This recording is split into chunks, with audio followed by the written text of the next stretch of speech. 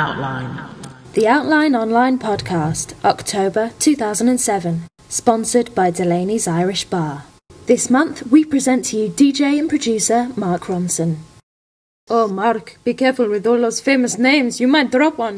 Oh, there goes another one. Hey, what's going on? This is Mark Ronson. I am a man. No, I'm a producer, DJ guy, and I love everyone. I moved to New York when I was 8, so what I was doing was coming back every, once a year or something to visit my dad who still lived in London.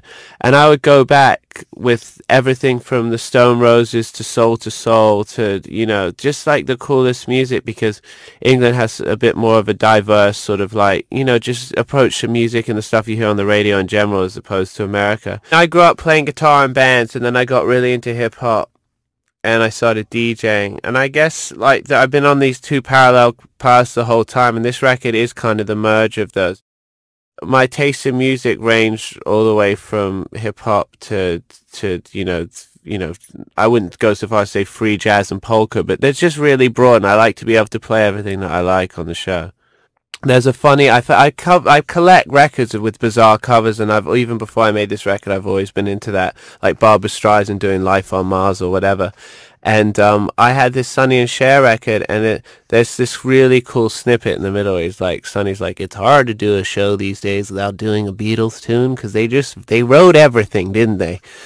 Well, I was DJing hip-hop clubs, and I love Queens of the Stone Age and these bands, and sometimes you can drop it and it's appropriate and the crowd will go with you, and sometimes they won't. And I remember DJing when I was just playing just strictly hip-hop heads, and like playing in clubs with Jay-Z and Biggie and all these guys would come there in the mid-90s. And I would always try and find a clever way that I could drop a rock record, whether it was The Clash or maybe Back in Black or something, and you would have to play it in a way that they didn't realize. I think that there's a certain kind of song that works. A lot of the songs, even though they're kind of like indie guitar songs, revolve around these blues chords that really lend themselves to the horn and that kind of arrangement. I think there's other good tunes that I love, that like Block Party and some of the bands and The Cure, that come from a bit more of a quote unquote white classical thing, that don't sound so good with the horns and that kind of the arrangement that I'm doing. I think with this album, it's kind of I'm not sure if it's the future of dance music, but it's definitely, I love playing it as a DJ. I see people dance. I love the way it kind of reaches everyone from baggy kids to hip hop kids to indie kids who never have kind of reasonable tempos that they can dance to because their music's so frenetic, but they dance to these kind of funky tracks and they know the words, so they're kind of they have this kind of shit-eating grin on their face the whole time.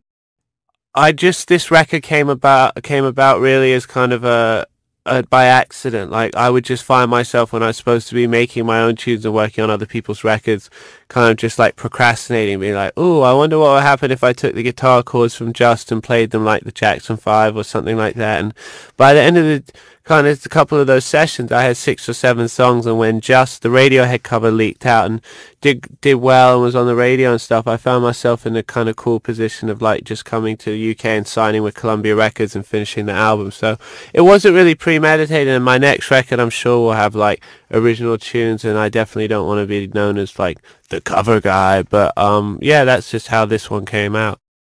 It's really weird because you would think I'm this kind of production whirlwind, but I'm actually quite lazy. I just look at the few things that I did this year.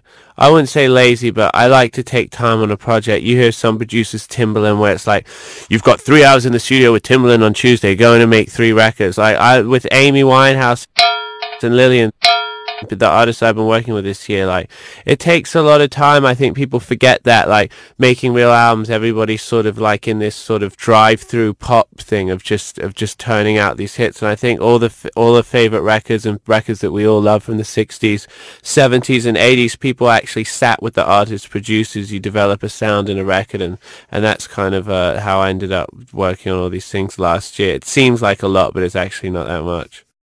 I did Rehab, of course, with Amy Winehouse, who's amazing, and she does a song on my album. Lily Allen, Littlest Things, she's also amazing. Both of those girls really kind of owned the female sector of the UK pop scene, so I'm definitely proud to have been a part of their records. Lily Allen, I met her. She was working as a waitress in a cocktail bar, and basically we became friends, and she played me some of her demos, Smile and LDM, which were pretty much the same then as they are on her record, and I just loved it. Amy was just brought to me by chance. Someone just said, "Oh, you guys should meet. You might hate her. She's kind of whatever," and she might have been told that about me. Mark Ronson's a real asshole. Like, watch out. But and no, Amy's just extremely honest. So they were like, "Listen, if you meet the first time she doesn't vibe you, like, she'll get on a plane back to London." But we got together and we really just like got on musically, and just I thought she was amazing. She is amazing. I was working with Robbie Williams last year on his album. When I was doing my first album, I kind of like stalked him and found him because I wanted him to do a song, and it never worked out, but we got on really well. And when he decided he wanted to do this new album of slightly different stuff, he reached out to me, and I went to his house in LA, and he played me Love Light and King of Bongo, because those are both cover versions. He played me the original, and it was just, I was really into it, and he was cool, and we had a lot of the same taste in music. And then when it came time to doing a song for my album, because we're both kind of music nerds, and Rob's definitely like an encyclopedia of music in his own way, and likes everything from sort of obscure Ryan Adams, like, album cuts to Britpop to, like, weird Texas hip-hop like Scarface. Not weird, but just fairly obscure.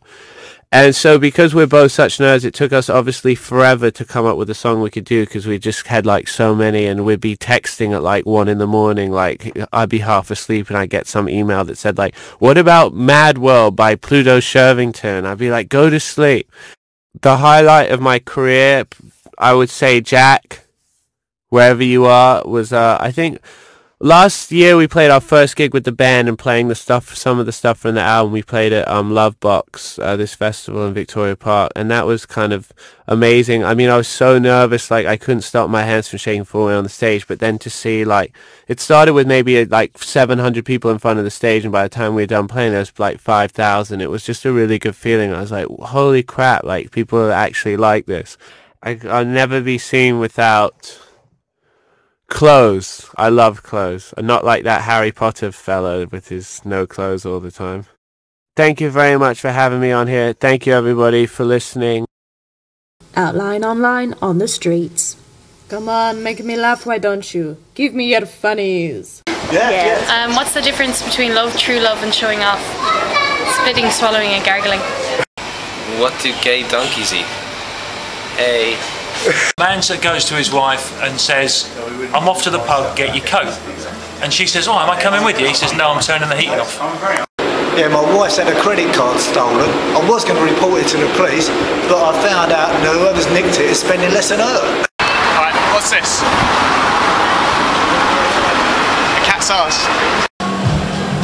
Now that really is funny. If you think you've got what it takes, get along to the next You're Having a Laugh night at the Golden Star on October the 11th. The Outline Podcast, October 2007.